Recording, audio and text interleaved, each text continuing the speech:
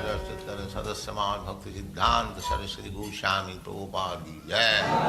Ananta Koti Vaishnavindra ki jai. Namacharya Srila Haridas Thakur ki jai. Prem se kaho Sri Krishna Chaitanya Prabhu Nityananda Sri Advaita Gadadhar Sivas Adi Gaur Bhaktivinoda ki jai. Sri Radha Krishna Go Gopinath Sam Kund Radha Kund Giridhar ki jai. Vrindavan Dham ki jai. Navadvip Dham ki jai. Swami Bhaktivinoda ki jai. Ganga Mai ki jai. Jamuna Mai ki jai. Tulasi Devi ki jai. Bhakti Devi ki jai. Swami Bhaktivinoda ki jai. All glories to the assembled Lord. All glories to the assembled Lord. Thank you very much.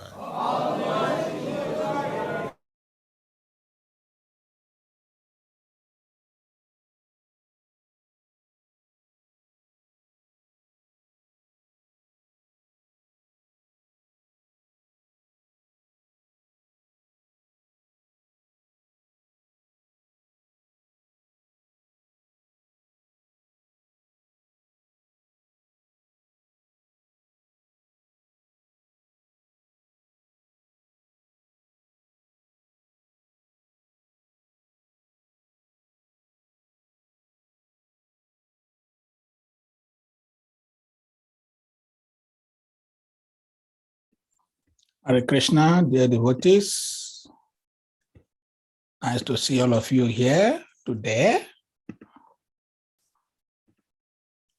Just 1 minute. Yep.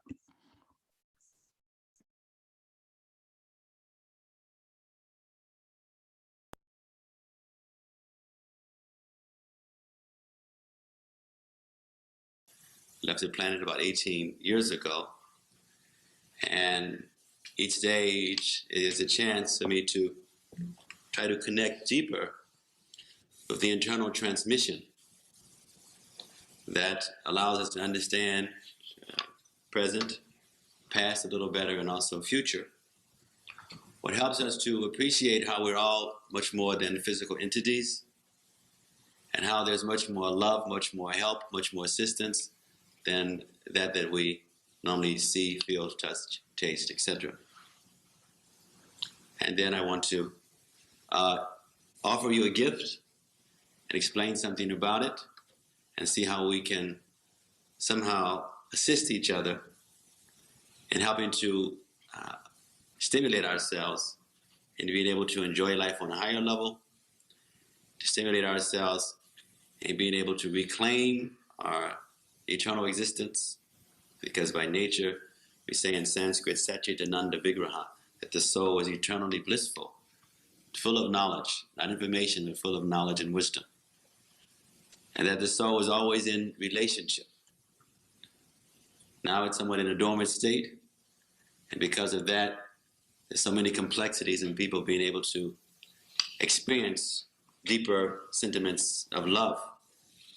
Because of much of what we do is so much about the external body, the external environment, and much of what we do is involving ourselves in a take kind of society. So in one sense, love is becoming more and more out, and lust is in. Now, so much of what constitutes a sense of well-being is how much money or how many commodities that we have, sometimes the kind of job that we have, or the sort of hairstyle that we are wearing, the sort of clothes. Those things are drawing more attention, much more than what a person is really having internally. And with this kind of cosmetic environment that modern day mankind, womankind is experiencing, it's narcoticizing us more and more in such ways. And so we hope today to help to kind of stimulate ourselves about reclaiming some powerful gems, some powerful juice. So I'll say a short prayer. Om Aganati Miranyasya Gyanatinasya Lakshaya Sakshu Militam Yena Tasmai Sri Gurave Namaha Sri Chaitanya Namo Vistam Stapitam Yena Bhutale Swayam Rupakara Mayam Tiranti Swaparati Kam Nama Om Vishnu Padaya Krishna Pastaya Bhutale Srimate Bhakti Vedanta Swami Namine Namaste Saraswati Deve Gauravani Bacharine Nivesessa Sundavari Paskachare Satarine Jai Sri Krishna Chaitanya Prabhu Nityananda Siddhartha Garhasi Vasari Go Bhaktivindam Hare Krishna Krishna Krishna Hare Hare Hare Rama Rama Rama Hare Hare. So just as I rushed down here, I was just doing a short radio program in the car. I was trying to use modern technology. It was a call-in. Of course, we're using secular phone. And I was just discussing how at this particular time, Valentine's Day, or tomorrow will be, it's a time hopefully people are trying to connect more with someone who's very important in their lives. So I was saying that I wanted to give some gifts. And all of you, as you come in, you have a book. And so we would like you to take this home and to share it with someone who is very dear to you. And we have given various technologies in this particular book, particularly to raise consciousness. We've given various technologies to help us to kind of connect with those things that we're always anxious for. We all are wanting to love, wanting to be loved. And this is also part of the problem because it's significant for us to not so much want to be loved, but more important, for us to give love. See, often we want to have the love, but we're not trying to give the love. And when we can be loving, then love will naturally be there. See, we cannot so much force someone to love us, even though sometimes we try. We should not even be so distracted if seemingly someone is not showing love. But we should be very careful to see that we are being loving. Because if we are loving, then the nature of what one thinks and what one does comes back. So there's never a shortage of experiencing love, but there's a shortage of being loving. And if we're not loving, then of course we won't get back because we're not putting anything out. So if we put out, then we're going to see the nature of the universe is that it's going to give us concomitantly to what we put out. But it's hard to put out when we're thinking that love is something conditional. Loving is something that you can do anywhere, at any time, under all circumstances. Being genuinely compassionate, selfless, and caring is something that doesn't matter where you are, who you're with, what the circumstances, one can access being loving, if in fact we're really understanding what love is. Now there's a difference between sex and love. Sex is naturally a part or connected with the experience of people coming together for a union with hopefully the idea of complementing each other to honor God. But so much based on the externals, it becomes to such an extent that people are thinking that sex itself is love. So because of that, now we see incest on the rise. Because if love and sex is the same, then even your children, or sometimes even people involving themselves with animals or whatever, that you care for based on what one considers care, if they're thinking that care is just material and it's just based on sex, then how much people miss the chance to really to interact, to know, and to appreciate each other. And so therefore we see people having so many relationships because they have no relationship that's really substantive. Or we find that people are thinking that love is a noun. It is a verb. It is about what we do, how we serve each other, how we sacrifice, how we commit, how we move about and do things based on that inner deep expression that now has become manifested externally. It's not a noun. It's about how we capture the blessings and the affection and the mercy that's there from the Godhead and how we become more and more raptured in that and share it. It's not about people who are feeling incomplete, looking for someone who's somehow going to make them happy or make them fulfilled. But it's about being whole and trying to connect with someone else who's also having a sense of wholeness. Someone else who also has a sense of taking the mercy and shelter of God. Because that is the source. So if you want something, the best thing is to connect with the source, and then the powerhouse is there and so many things happen. But with this mechanized environment, it's quite difficult. We need to love each other. We need to trust each other. Like this book that we're giving you. Now, I love also the printer and I love also the transporter, but maybe they don't love us or love me, but they charge me, huh? But we're not going to worry that much about that one.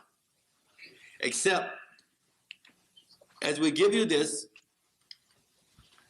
we like to feel that you are obliged to reciprocate in some way.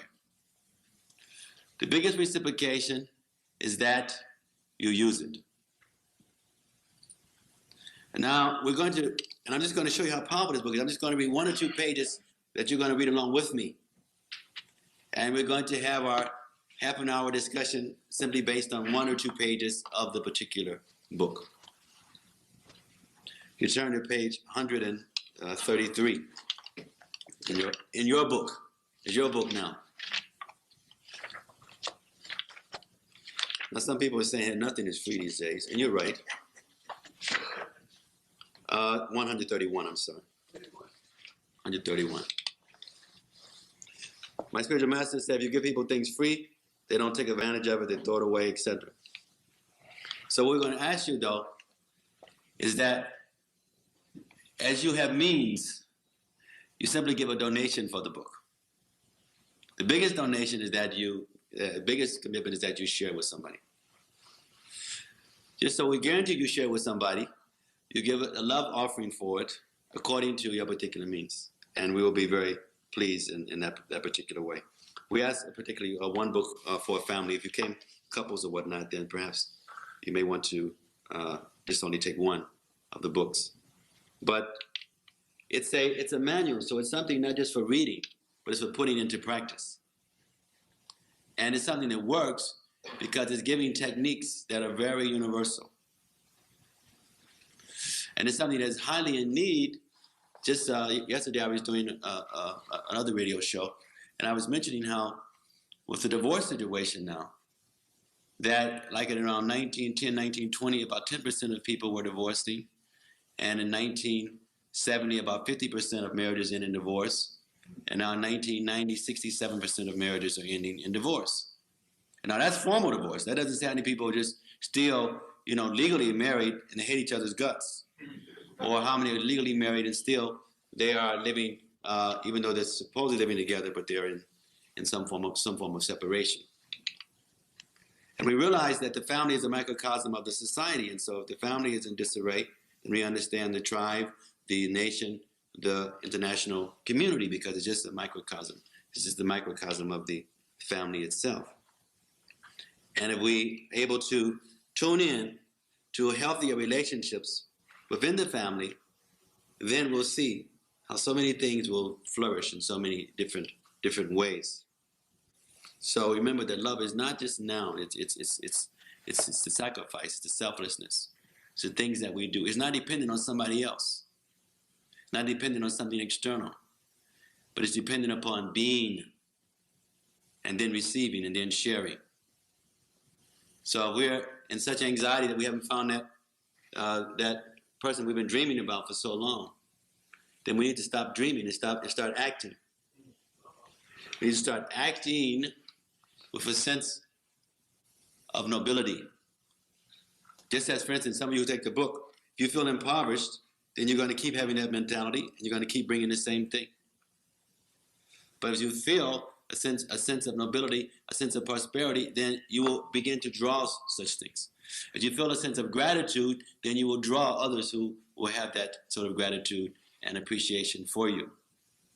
But if you feel victimized, you feel unprotected, uncared for, then you're going to draw, of course, that into your particular life. But if we, realizing that we can never be empty of love as long as we're being loving, then we'll be constantly receiving, because the universe will reciprocate with us in such a way. As we stop thinking that love or attracting people is just based on externals, then people will stop relating to us in that particular way also. So I'm just going to take you with just these 10 principles, especially since we're talking about Valentine's. So we're looking at the chapter Love Between a Man and a Woman, discussing about being whole, complete, going beyond just the temporaries, going beyond just the frustrations that come for experiencing lust and greed and avariciousness rather than selflessness, compassion, and love. So I'll read this as you read along with me. We must learn to love ourselves. Starting off, first we must love ourselves. People say, but that's what everybody's doing. And that's why there's so much chaos and pandemonium. No, we're not saying we must learn to lust after ourselves or lust after others or put more attention to our lusty desires, but we must learn to love ourselves. Now, what does that mean?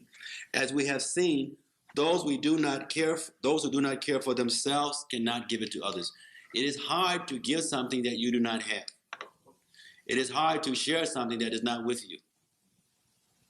It is hard to connect with somebody with something when your own supply is empty. But when you have, then you can share and you can connect based on that. One aspect of self-love is to observe 4 basic principles. No drugs, no intoxication, no gambling, no illicit sex, no meat eating. All these indulgences can weaken our basic constitution. The more we allow ourselves to live accordingly to natural laws, the more surrendered we become to the will of God. If we lack self-esteem, we are refusing to see ourselves as children of God and do not have sufficient love and devotion to share with anyone else. So this is first technology here about love between man and woman. That first man or woman or person must love themselves by stop doing violence to themselves. They must stop degrading themselves. They must stop treating themselves as if they are impoverished, treating themselves as if they're bereft, treating themselves as if they're victims, treating themselves as if they're lonely and not worthy of anyone else. But as they treat themselves with such honor and giving the best care to the body as it is required, putting the best things in the system, then as one has higher and higher quality about their own essence and existence, then they will attract such also other persons who will complement the quality that they are maintaining. 2. So first thing, it starts with ourselves. We don't have to go on dating lines. We don't have to go to this place, that place, looking for someone. We first have to be. And as we are, then wherever we go, then we will draw people similar. We will connect with people. People will come after us because of what we are radiating, what we're emanating. But if we're constantly feeling empty, being empty, and looking outside for something that's somehow going to create the miracle, then we will constantly be waiting and waiting. 2. In other words, we want to help you to find that perfect person that you are thinking about, because there's no perfect person. The material body is full of dualities, the mind. But to find that connection that allows you to really feel good about life, about your present, and extremely exhilarated about your future. So that you will stop going to bed crying on your pillow by yourself, so that you will stop going places feeling that nobody is concerned about you, or you don't find anybody that you're concerned with, that you are such an agent of the Godhead. And therefore, when you have that kind of intensity, it doesn't matter so much whether somebody is trying to connect with you or not, because you are what you are. You are loving. And because you're loving, you're feeling inspiration based on that. And of course, you will naturally draw connections, but you will be loving. And therefore, it's like sometimes we find when it comes to finance, When you don't need money, it's easy to get money. The more you need it, the more difficult it is. You go to a bank and you really need it, you'll get nothing. But you go to a bank and you have a lot of money or you have assets and you want more to invest, to do more things with, then there's a good opportunity. When you have only lust, only emptiness, only existentialism, only sadness, and you're going to try to find happiness, you're in trouble. You will simply be bankrupt. Because you will connect with others who have that same kind of defeatist mentality. But when you have a great sense of strength, a great sense of positiveness and wholeness, and we'll go along and explain how to get that, then so many things will happen as people want to be connected with you because of how you revitalize them based on who and what you are. 2, the love we receive from our mate actually comes from the Lord, and our job is to send it back. Others channel God's love to us, and we channel his love to others. The Lord is engaging us in play to see what we do with his love. We can reciprocate God's love by caring for our partner with great devotion, as if God himself were present. Our mate becomes a pathway through which we can return our love to God. Just number 2. The love we receive from our partner, from our mate, the love we receive from our beloved, is actually love given by God to ultimately be received back by God. Just like you give someone something to hold for you, and then you later want it back. Or you give something to someone to hold and you're going to see what they're going to do with it, how they're going to use it. If they use it properly, then you're going to give them more. So that love that is within the essence of our mate, that we're trying to connect with, we can reflect on that as being given by God. And therefore, like an interplay of God appearing in a certain way through a certain person to connect with us, to see how much we are ready to receive more of his magnanimous blessings and love. That means really recognizing each person as a carrier of God's essence, God's love, of God's compassion. It's like you put something very special in your drawer, in your car, and even in your house. So it's there, and it's now being housed by that external situation. How powerful it is if, as people interact, they're interacting and they are viewing, they are connecting, they are perceiving each other as an essence of God that they're having chance to interface, interact with.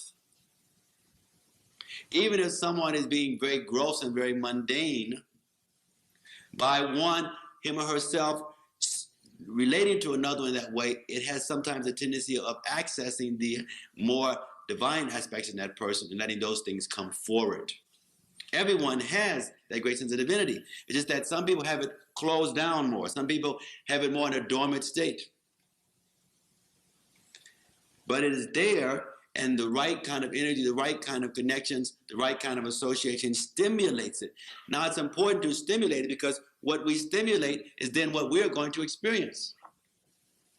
If we don't want to experience so much anxiety, gloom, and frustration, we don't want to experience so much depression, we don't want to experience so much sense of loss and impoverishment, then we want to think differently ourselves, and we want to have the environment to dictate to us differently. And so as we hold such things within our essence, within our consciousness, and as we think of others similarly, we don't play into others' mundaneness, nonsense, sense gratification, lust, but we elevate the consciousness of that person, which then feeds back the environment, which then gives us more, which then allows us to share more and allows more to come to us because we have more as a magnet to attract. We're talking about basic metaphysical science, going beyond just the being imprisoned. Mostly we are biologically imprisoned to just the lust. We miss the chance for the great freedom that's a natural part of the soul, even while in this body.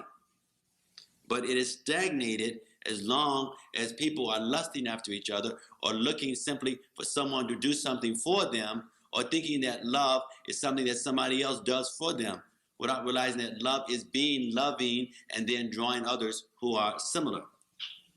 3, love has no price tag. It is not a business arrangement or a contract with an escape clause for difficult circumstances. We cannot approach the Lord in a mood of bargaining, and we should not begin our meditations and our prayers with a long shopping list. Now, just think what happens in day-to-day interpersonal relationships. When most people, even their relationships with the Godhead, it is so much based on externals. Their prayers, the meditations, they go to pilgrimage places, when they do mantra chanting, when they do toning, whatever, it is so much still based on demanding some particular things for themselves. Imagine even if you have someone who you consider is your friend, but all the times that you interact with them, they're always asking you for something. You do not consider that to be a very wonderful relationship. After a while, you even feel like avoiding the person. Well, if people have that relationship mainly with God, no wonder they have it with each other. When basically their idea is they're making their prayers, they're making their salat, they're going to the temples, they're going to the mandirs, they're going to the church, they're going to the synagogues, and they're going to do business. Their idea is, dear God, I need this, I want this, make this thing happen, give me this situation.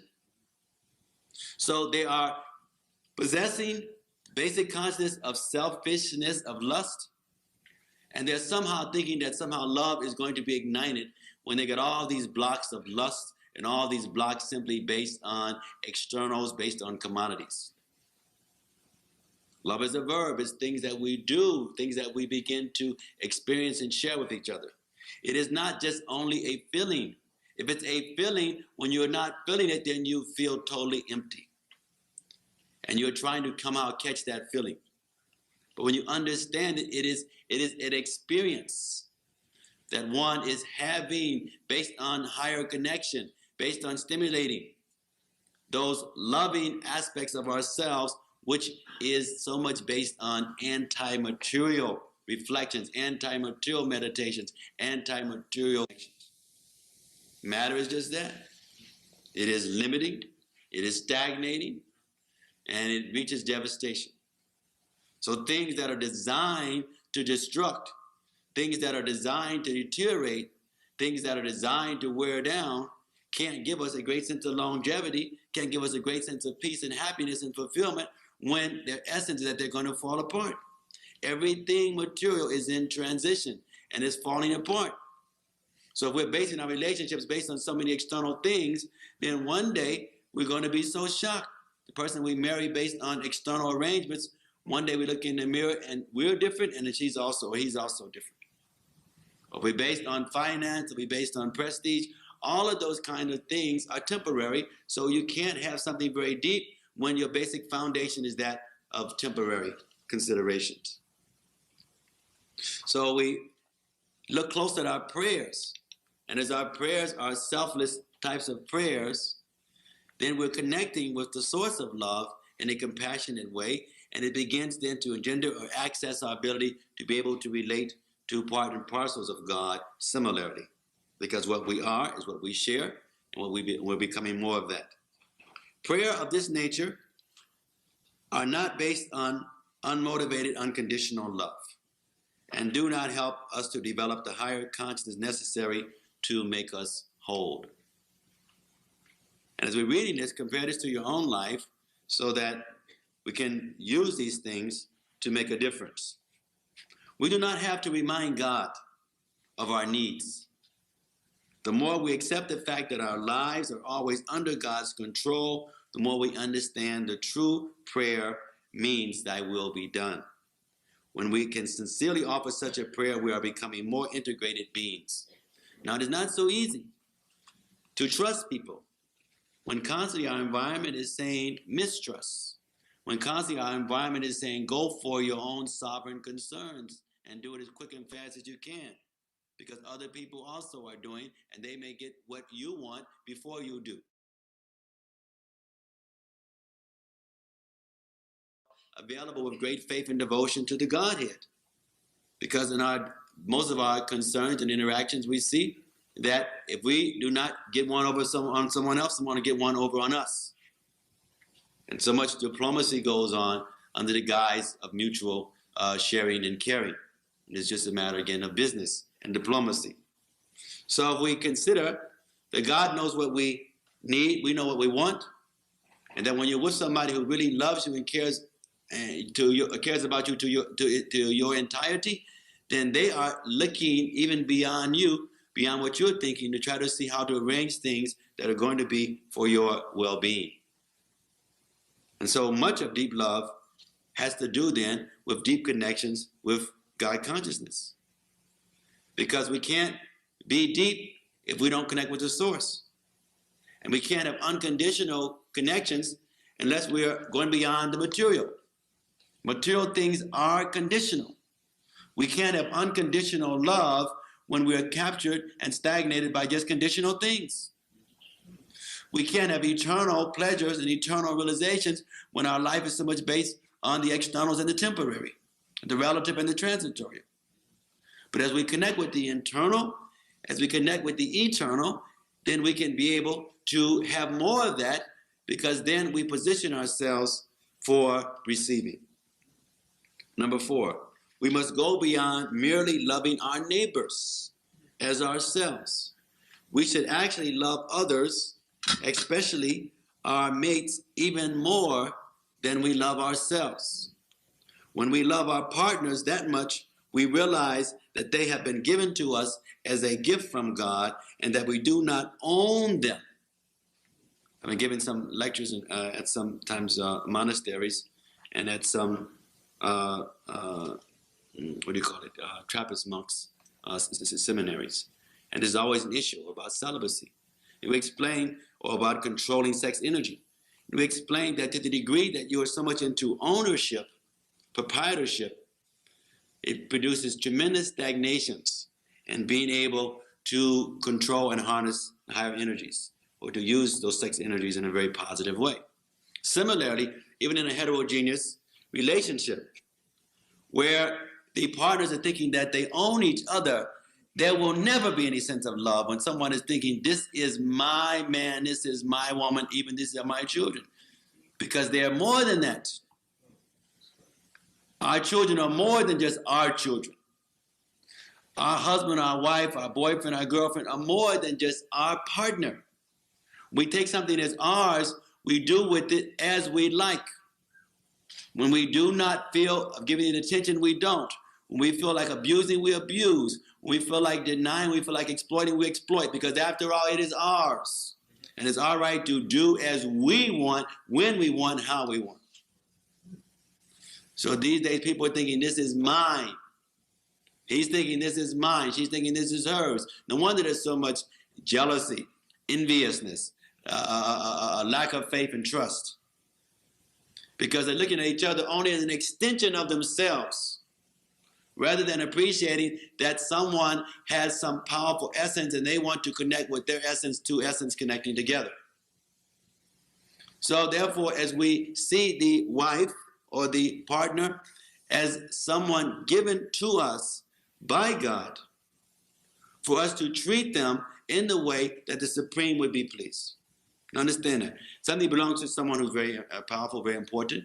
You treat it even better than you treat your own stuff, your own things, because you want to be very attentive to the fact that the person who owns it will be pleased about what you've done with it, how you have been the caretaker.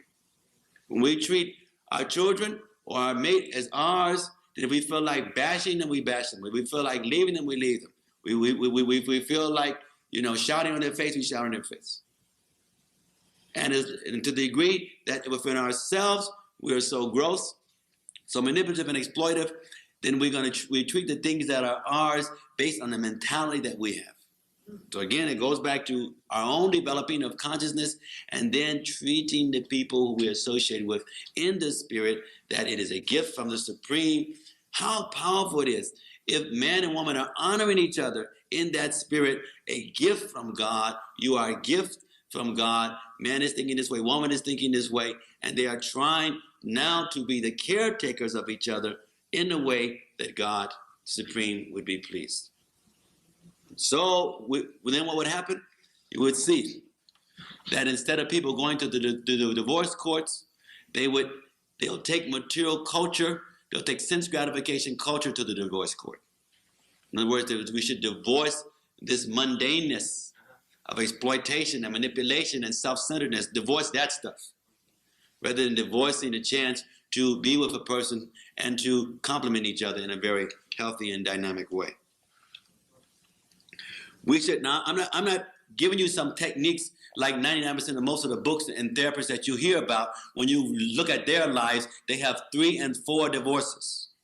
You check it out. You find most of the people who are talking about relationships, and you ask them about their own status, and you'll be shocked to see that the number one persons who are teaching these kind of things, they have not become, and therefore they know. Like I was explaining the other day, and you'll see in tomorrow's paper, tomorrow I have an article coming out, an interview. I was interviewed in the Washington Post. And so in the religious section, hopefully you'll see some interesting things if the reporter is honest. And I was explaining to him about this crisis in leadership, that proper leadership is not just to tell, it's not just to see, it's not just to order, it's not just to command, it's not even just to do, but it is to be. And if someone is proper, then their policies and their actions are going to be proper. That we have to be careful about this nonsense material cosmetic situation where people are talking about a private life and a public life. And that it's okay what you do in your private life. When it is only about the individual and is not about being, when it is not about honoring each other as God, but it's not seeing the God that's in each person, then it's just about the cosmetic, it's just about the performance. And now it's become so gross that people are publicly saying it is just about the performance. Don't worry about what I am. Don't worry about what I really do. Don't worry about what I really think. But look at how I parade, how I perform, how I manipulate, how I shrewdly do things to produce something based on some ulterior motivation. And if I do it good, honor it. Don't be concerned about what my motive is. Don't be concerned about what I am. I may be a criminal. I may be an abuser. I may be a batterer. I may be a fornicator. I may be an adulteress. It don't matter about that. But look at how I perform. Look at what I say and not what I do. And the majority of people in the country are saying it is all right. Because they are not being. And because they are not being, then they are so much affected by the externals. But if they themselves are being loving, if they themselves are having that sense of divinity, then they will impose on others, especially the leaders, to coordinate that which they are.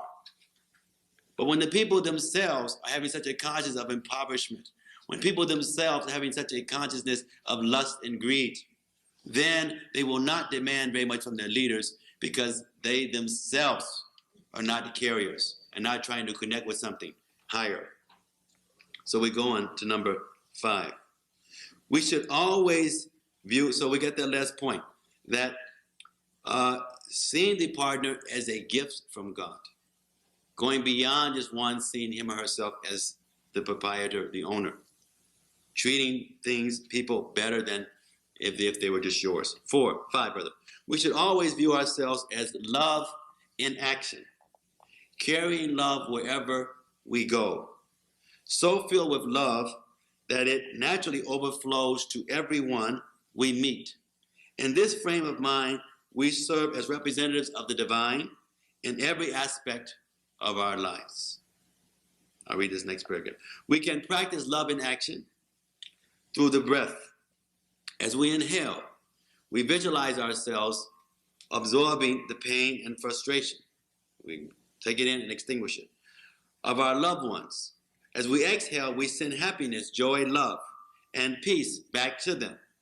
Actually, this is not just a practice to help those close to us, but also the entire world. We inhale, we are concerned, Because loving persons are not just oblivious to things. They are concerned. They give great attention to humanity. They love people because they are loving and they see the God within others. So when they see pain, they feel the pain of others. In Sanskrit, we call this param dukkha dukhi kripam buddhi. One who feels the miseries of others, feels the happiness of others. When you really care about somebody, you literally kind of share a similar force field of consciousness. You share a similar, some similar aspirations and things also. So therefore, you are very concerned about their well-being, what they're experiencing, what the lacks is, as well as what the assets are. We are not oblivious to other people's problems. We want to help. We exhale. We are breathing out love, compassion, and healing. This is not just an idle exercise. It has a powerful impact. And if we monitor the process over time, we will witness the beneficial effects on others. I think that's pretty self-explanatory. Love in action, meaning that as we move about, we are clear about who we are, what we want to do, and what we want to accommodate, and what things we're not going to play into. And in this way, as we move about, we are like, it becomes contagious, just like disease is contagious. Devotion is contagious. Love is contagious. So when someone is carrying that kind of mindset, then as they move about, they also infect others. It's rare these days, but sometimes you find somebody who has such good feelings about life, such good feelings about people, that just being around them, you feel elevated, you feel picked up, you feel motivated, you feel stimulated, and you want more and more to be in their energy. So you see the converse of that also. That some people, that when you're around them, they're just a drain. They make you feel, so you feel so much anxiety. When you leave, you just feel like taking rest. You feel like, just like you have to shake something off, because genuinely you do, because you're walking into their force field and you're picking up some of what they're throwing out, and therefore there's need for cleansing when you're entering into those kind of environments. So being love in action, you are sharing that higher with others, and again, you're receiving, and then being able to reach more out, to get more, to share more. Number 6, see your relationship with your mate as an integral part of your relationship with the Lord. Here is a practice that can help.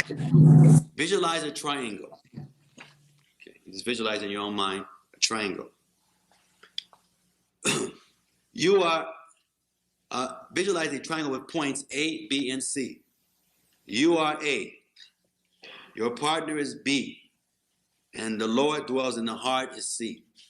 You got the message already, huh? Make an agreement with your partner to form this triangle as a permanent bond between you, so that whenever you meditate, chant, or pray, you are in connection with your partner and with the Lord. You do not necessarily have to meditate together even, or think about the connection simultaneously. Your agreement will work anytime and any place. That means making your whole relationship so much based on the fact that you're A, partner is B, and God is there. And so this goes beyond just your physically being together. It goes beyond any geographical situation, economic, political, social things that are happening. You are there, your mate is there, and God is there. Now, if we do that, then constantly as we interact with the mate, we're thinking, God is watching. How will God feel about what I'm doing, what I'm saying, what I'm arranging, what I'm about to get involved in? Can you imagine what would happen if people really thought and acted in such a way? Would people be eager to cheat, or would they engage in cheating, being so much in the cognizance that God is watching? Would they minimize the relationship when they realize that it's not just a matter of breaking something so fast, but you're breaking also a bond with God? As you break that relationship, then you're breaking a triangle. And as you fulfill it, as you are accountable and responsible, then you're not just being responsible only to the partner, but you're being responsible to the Godhead. These are very simple techniques, but very profound in their essence. So many problems could immediately be eradicated if people would just set up that sort of setup situation in their minds. move a little faster because I have another engagement a little after this. Number 7, share your spiritual realizations with your mate, helping raise your partner's consciousness as well as your own. Then your relationship will become one of growth and acceleration. Sometimes we fear, some of you, if you look at some of these things, you'll see why your relationships haven't been working. You'll see why you've been sometimes in so much conflict and it still hasn't worked. Or why you've tried, the tall person didn't work, a short person, a fat person, a skinny person, a younger person, an older person, a religious person, a sectarian person, and it still hasn't worked. And then you just, well, I won't say the next thing. But it has a lot to do that God is not there. That you're not tuning into their essence. You're looking for somebody to make something happen to you. You're not being and then connecting based on that. You're so much connected with only the externals, while the real happiness is an internal affair. It's like you want to buy apples, but you keep going, to the auto mechanic. It's not, you can't find it there. And so we're trying to get love in places that we can't find it. We're wondering why it's not happening. Then your relationship will become one of growth and acceleration. Sometimes we fear surrendering in spiritual life, afraid of having to give up our identity. But we should understand that surrender to the Supreme is an opportunity to regain our full identity. Without a spiritual dimension to our lives, we are not integrated and cannot experience deep love.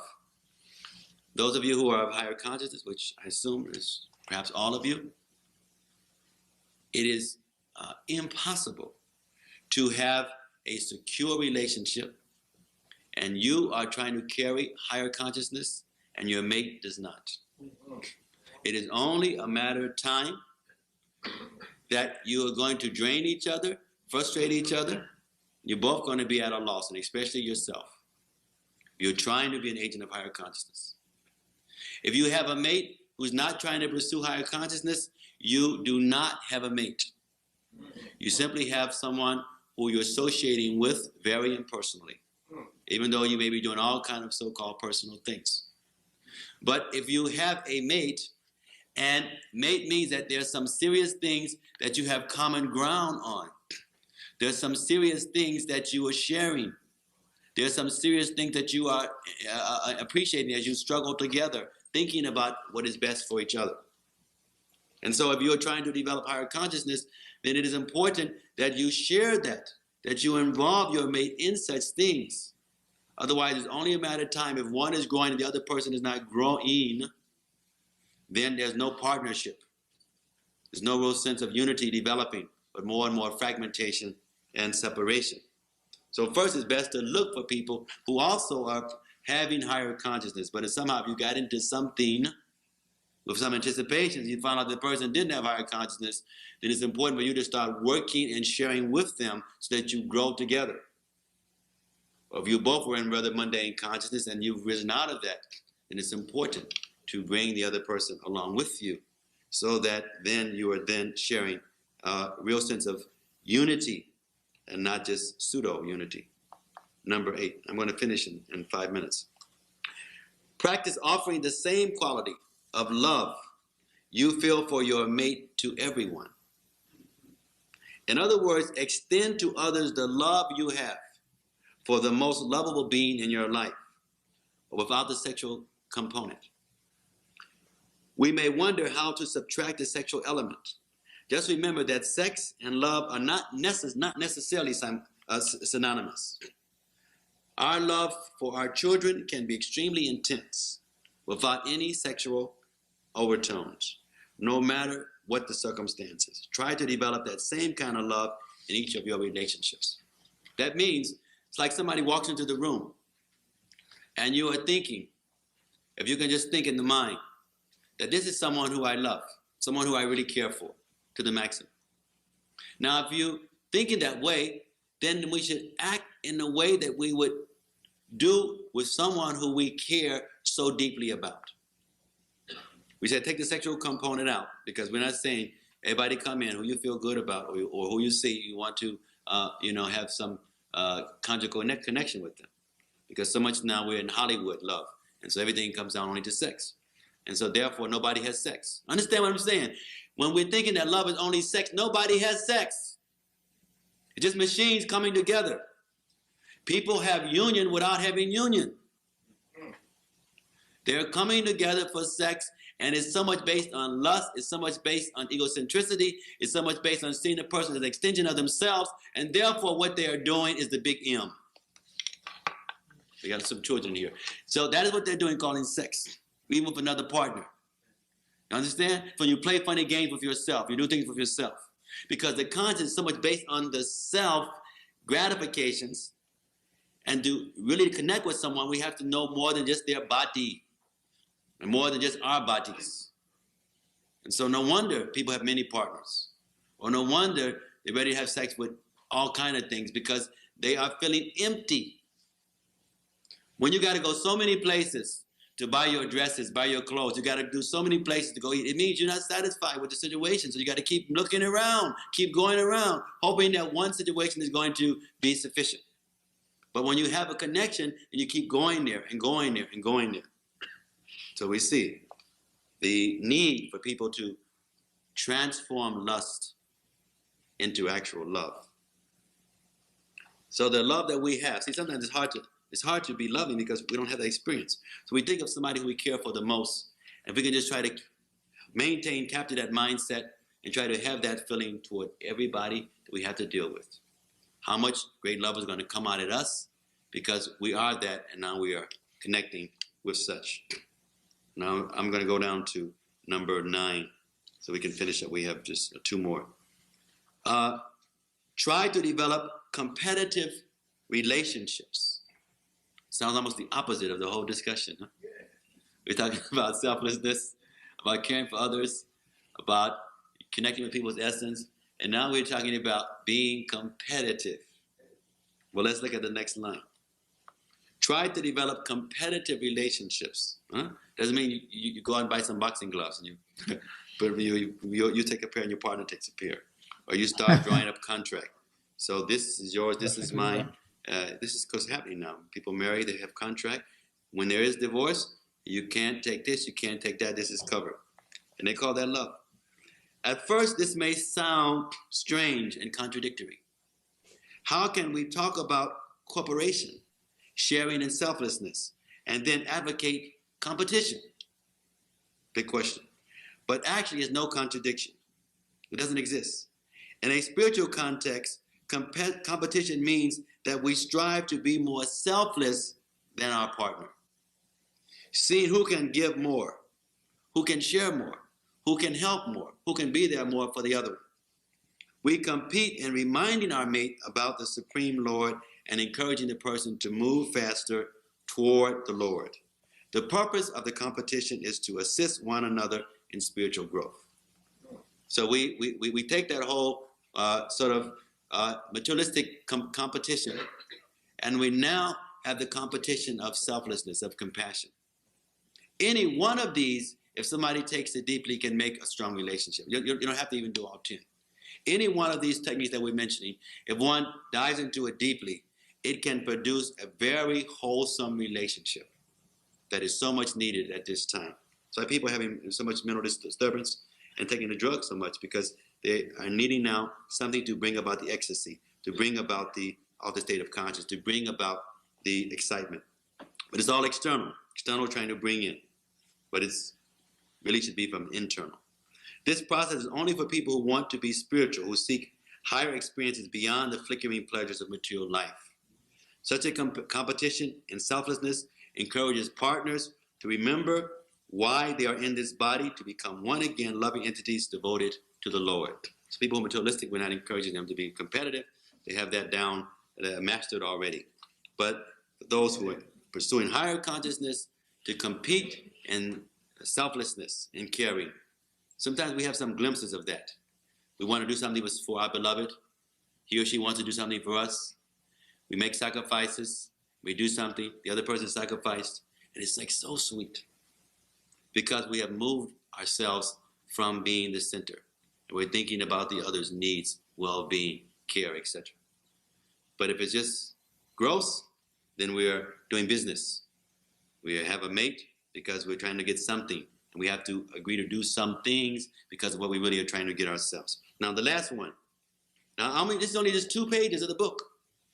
Huh? And we're rushing through this. It's only 2 pages, just giving you an idea of the kind of things that's in here. Treat all relationships as practice in preparation for the ultimate divine relationships in the kingdom of God. This means that we should practice seeing our mate as an agent of God, recognizing our own divine nature, and remembering that we are children of God, for whom great realizations and pleasures are available. Only in the kingdom of God will we find the love and eternal relationships we long for so deeply. So we can begin to create the kingdom of God within this particular body, within this particular planet at this particular time.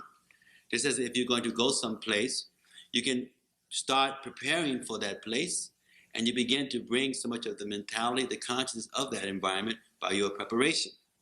So as we live in the world but not of the world, then we're not slaved by the mundane patterns of the world. As we live in this prison, for this prison, then we will be so much incarcerated on and on by the patterns of this particular prison. This is what we're really talking about, being real free men and women. Free people can actually enjoy great internal connections, pleasures, happiness. And entities who are enslaved can never really experience any heights of anything other than depression, anxiety, and gloom. So it takes freeing the consciousness. It takes giving stimulation to the soul. It takes recognizing the eternal and the internal. And then being that, and now being able to share that with others. That will make a serious difference. That helps us in being able to prepare ourselves for our ongoing life in the spiritual kingdom. The higher spiritual kingdoms are literally ongoing exchanges of loving festivals, of wonderful, vibrant associating that is extremely invigorating, that increases every single contact, every single exchange is higher than the previous exchange. Material life is almost the opposite. Constant deterioration, degradation, and devastation. So we encourage you in your relationships to try to get the most out of life by giving the most to the environment, by being devotional, by being loving, by being so much lovable that people are practically tripping to connect with your particular presence because of what you are. Otherwise, we're going to see more and more people, and I'm going to end with this, we're going to see more and more people as we're entering now to the 21st century, just totally zapped out. I mean, you just look now, you get on the planes, you get on the buses, you get on the trains, you walk downtown, you go in the offices, and you see people are robots. They are like sophisticated animals in the way they're dressed, in their interactions, etc. But if we develop this greater internal consciousness, then we see a tremendous difference. Then we realize that love is not a noun, it's a verb. It's what we do, what we share, what we experience, how we connect together. Then we understand that coming together, that we honor each other's essence. How powerful sex life is when people come together with the idea of honoring the God that's within each person. Otherwise, how manipulative and how exploitive. How powerful relationships are when people see themselves as simply being the caretakers, when they see their wife, their husband, their children as a gift from God and not themselves as the proprietor. Then they use things, relate to things, associate with people as God would want them to associate. How powerful it is when people are trying to see the God essence in everyone and trying to relate to everyone in the dynamic play that they're having a chance to reciprocate with the Godhead, with the Supreme Personality of the Lord. How much we avoid getting brought down to other people's stuff when we do not try to just look to be loved. We're just trying to look for somebody to love us, and we'll keep looking and feeling empty. But if we are loving, then we will radiate that, and people who are also similar will look for us, will connect with us. How powerful it is we can avoid the game of participating where lust is in and love is out. We want to go beyond these frustrations and anxieties that come when people are just playing the body games, When people are just so distracted, and in as much as that they're thinking that life is about interactions of commodities rather than community. But when we make the family unit strong, and it starts with proper interpersonal relationships, then it is dynamic. And when it's very dynamic, we feel so good about life, we're able to experience more natural things. And when we are more natural, we naturally become more spiritual.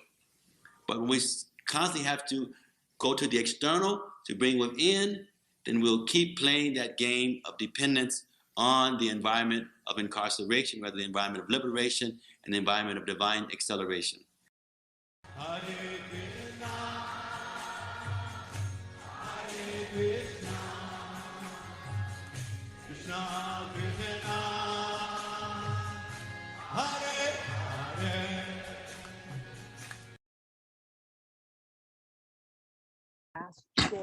Hare Krishna, everyone. Hi, I'm Chris Hurt here, and if you're like most people, Yeah, Hare so Krishna. this is the class. As usual, everybody say what you hear from the class. Dave, we start from you. What is your takeaway, please?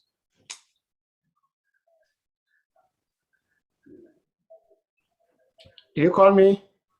Yes, Prabhu. What is Well, your takeaway? I missed the number 3. Number 3, what did it say?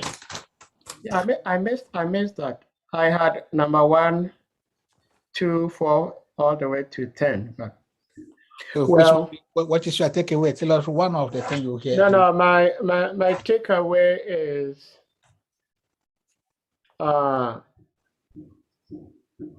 whatever relationship we have, it's just to help us serve God. That we do not own anything, we do not own anybody. So I am not the controller of my wife, I'm not the controller of my children, simply because I am boss, but simply because God has given them to me to take care of on his behalf. And since he gave them to me, it is my responsibility to give them back to him, God. That's my takeaway. Are you doing that? Oh, it's easier said than done. But once in You are a in while, trouble. it's good to be reminded like this, you know. Yes. So I'm working on it. Mm-hmm. Right, Aruni, David Darcy, you have something to say? No, I make some notes, and I love it when he said that compared, he was talking about the Shabbat and referred that it's not good to sit down and to pray and do the Shabbat like a chicken list. Wait a moment, I can talk. Wait.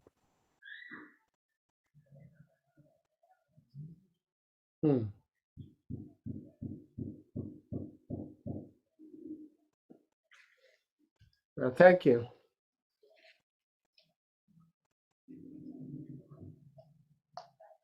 Oh, okay.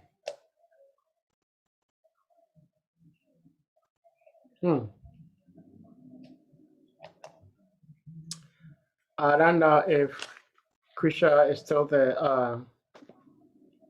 But the Tarani is saying he said she's we at should develop a competitive relationship. Yeah, And the but purpose is to help the other person assist in spiritual realization. So we hear about material existence is full of competition, and then you hear about develop competitive relationships. So when you say that in the Western service we see devotees competing in kind of, and we think it's rivalry. It actually is competition. Maybe because we're not yet advanced, we see it as rivalry. Saleka, what do you have to say to that?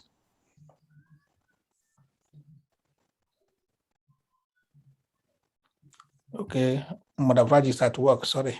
yeah, she said she's at work. Saleka, are you there? So I note down some things. It's already on my. You remember Shri Kush on that particular question you asked Salika Prabhu. Maharaj also said that competition for the conditioned souls is very dangerous. Yes. Yeah.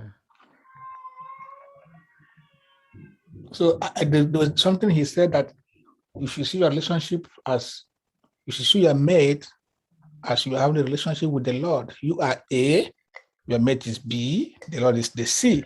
Yeah, the triangle. Then when you see like that, your relationship goes beyond the ordinary. They would know people would not go to divorce court and want to separate. Yeah.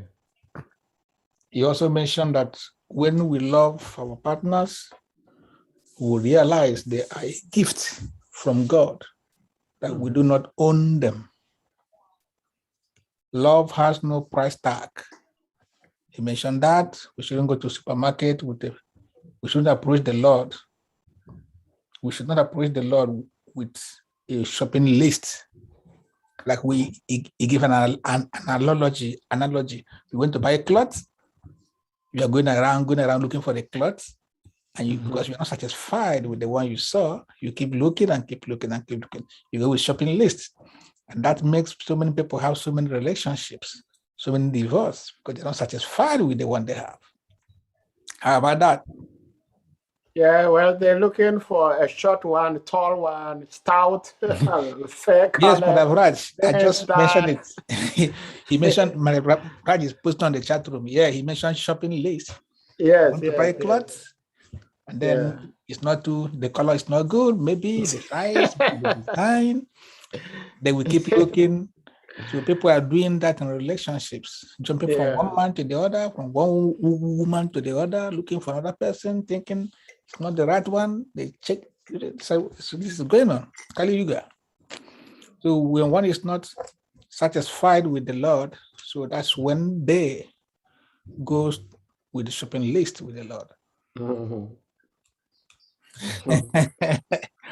Saleka, you came late. You missed. You should listen to it on YouTube. It's recorded. Yeah, Salika Prabhu came in late. There's something else he said. Let me check. Check my Facebook. Sorry. He said the love we give to our mates, the love we receive from our mate is actually being given to us by the Lord, given to us by God himself. So when we love somebody, we are thinking, I'm loving you, I'm doing you a favor. Don't you know I'm a rich man, young, handsome man? You are, the woman, your mate is receiving the love from God, not from you. And when she's thinking, I'm cooking every day for you under the heat and cold, serving you because I love you, blah, blah, blah. She's puffed up. She don't know that you're receiving this love from God, not from her. So this is a transcendental platform, which is difficult for people to really realize. And when they do that, only then can they really have peaceful relationships. But sometimes people think that to have a relationship is mundane.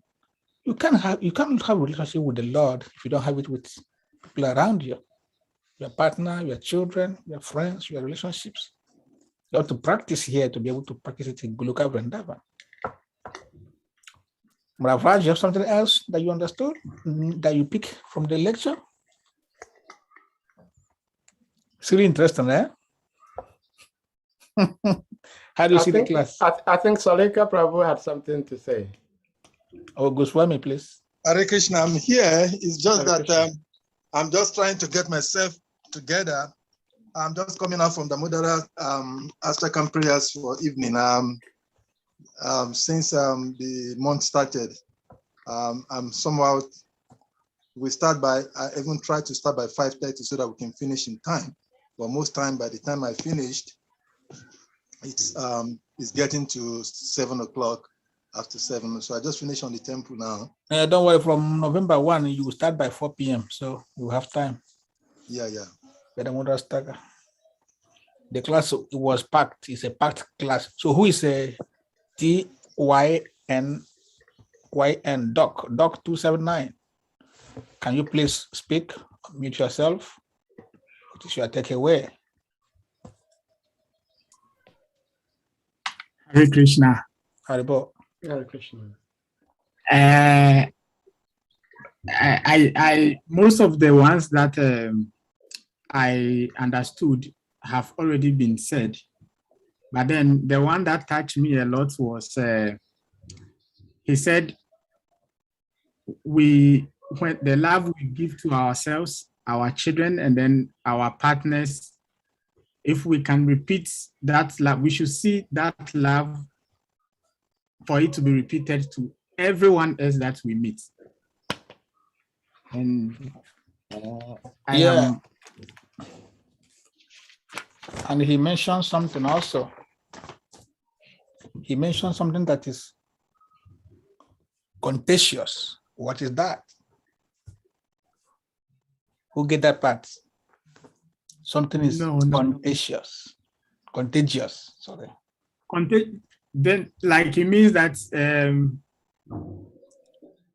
the way we lead our life, it will help others to also follow suit. Like if we do good, if we show love, we will end up bringing people to do good. I don't know if I got that right. I think Tiny Doc 279. What you were saying was number 8, where he was saying that we should practice the same love we practice with our loved ones with the rest of the world. And that is, if I do not know you, but I practice the same love I practice with my children to you, then the world benefits. And then Kusha Prabhu, when you're asking about the contagious, Maharaj was also saying that if we develop ourselves and we are on a higher level, then people who come close to us will feel the positive energy that we have. And if we do not do that and we are very negative, so he gave example, which I'm sure all of us have experienced. Sometimes you come in contact with somebody whom you do not know, but you feel so drained because they do not have positive energies. Yeah. I don't know if I got that right. Yes. Okay. Vladimirji, you came late. What did you get when you joined now? What do you hear? Hare Krishna Prabhu. Hare Sorry, Krishna. I missed the class, the major part of the class. So when you joined, what did you hear from where you start now? I didn't really grab anything. Guru Maharaj was saying that are you married? Vladimirji? Do you want to give him a wife? Vladimirji, are you there? Yes, I'm with you. Yes. Are you married? Yes, I'm married. You have children? Yes, 2 kids. So the class group manager was saying that you should see your wife and children, the love they give you or the love you give them as a gift from God. Wow. So don't think you own your wife or you own your children. They are a gift from God. And the love she showered you is also a gift from God. So you should help her in her spiritual realization. So you have a good job to do. Yeah. In our own part, it's stated clearly from the messenger that God will ask all husband how the kind of life the wives and the children lived on earth. So part of the accountability of what the husband will give on the day of judgment is, apart from his own life accountability, is going to be accountable for the life of the wife and the kids under him. So definitely, I agree with that. Yeah, that's true. That is universal. Actually, it's also emphasized in the Vedic scriptures. And one should not accept a wife, give birth to a child, accept the role of a leader if he is not able to deliver the subject So as part of the responsibility is that one has to be able to liberate all the subject. Otherwise, he should not take any of this responsibility. And even when he takes them, 16% of all their sinful activities and pious activities goes to the husband or the head of government. Wow. So it's so many role of leadership, or a father, or mother, or any role of a leadership. So with that, I have a question. Isn't that a kind of a difficult thing to take on if somebody is aspiring to take up a kind of leadership in particular aspect of life, maybe political leadership or even association in a community? You know, when you hear that, isn't that difficult to put on in terms of the percentage of the activities that you are going to add on to your own self? Thank you very much. That's an intelligent question. What goes with every human, especially when there are two things that goes with any position of responsibilities, and that is compassion and responsibility. Any leadership roles goes with these two. One has to be very compassionate because the focus in spiritual life is that one has become realized. And if one who realizes knows that this is a prison house, so he has the primary to realize that. So that is the angle of compassion. And the other aspect of responsibility, one has to understand. In essence, the Lord is trying to make us understand that this is not an environment to be. One. Secondly, leadership means responsibility. So one should not, for any reason, take those responsibility position if he's not going to take the responsibility that is due to it. In other words, even our coming into the material world is like taking responsibility because we desire to do it on our own. So Krishna allows us. So even if we're not even in any of the leadership role, supposedly leadership role, we still have a responsibility because we have by our desire made a statement to the Lord that we can do it on our own. So that in itself is a big responsibility. So that is what it means. It means that human life is goes side by side with responsibility. I don't know whether I answered. Okay, thank you so much. Yes. It was an interesting lecture. Somebody is writing on the chat room. Other thing that talked at first was about trust. Yes, where I live, difficult to trust in people. And nowadays, always in all relationships and family. So people here imagine how difficult it is to talk about trust and more to trust in God. Yeah, that's correct. That's correct, Mother. Kali Yuga is advancing very rapidly. Trust is a big problem everywhere because trust is end, has to be proven. The problem with trust is that it's very easy to destroy, and once it's destroyed, it's hard to build again. Yeah. So we see each other tomorrow. Hare Krishna. Thank you, Mother, for coming. Thank everybody. you so much. Thank Tomorrow, the speaker will be there. you. Hare Krishna. Hare Krishna. Hare Krishna.